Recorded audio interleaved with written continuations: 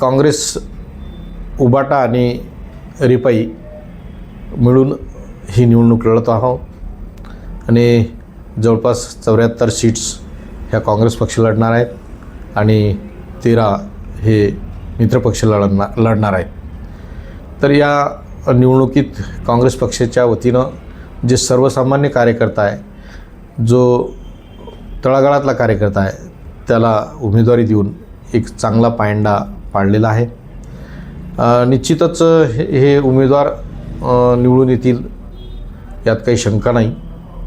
अजून प्रचाराची सुरुवात झालेली नाही, परंतु येणाऱ्या काळात लवकरच प्रचाराची सुरुवात होऊन समन्वयानं आम्ही ही निवडणूक लढवणार आहोत. गेल्या काळात जे आपण जे पाहिलं असेल, अमरावतीकरांनी जे काही भोगलं, मग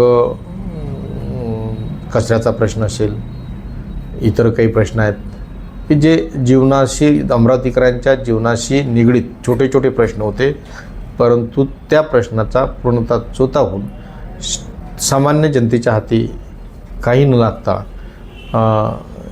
काहीतरी राजकीय शक्ती तिथं काम करत होती आणि ती सुप्तपणानं स्वतःचेच कार्यकर्ते किंवा स्वतःच ते आपले पोट भरत होते. पण पाहिलं असेल तर बाकी इतर पक्षातच जो काही गोंधळ झाला, कुठं मारामाऱ्या झाल्या, कुठं रडणं झालं, कुठं रुसेफुगे खूप मोठ्या प्रमाणावर झाले आणि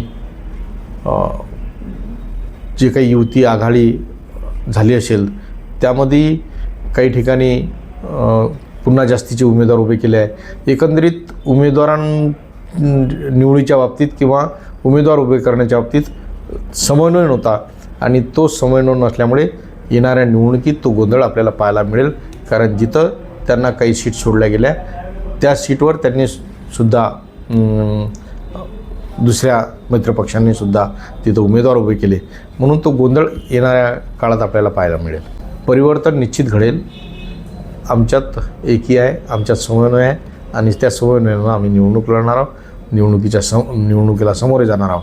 त्यामुळे आमच्यात कुठंही दुही किंवा दुजाभाव किंवा इतर काही नसल्यामुळे ही आम्ही ताकदनं निवडणूक लढणार आहोत.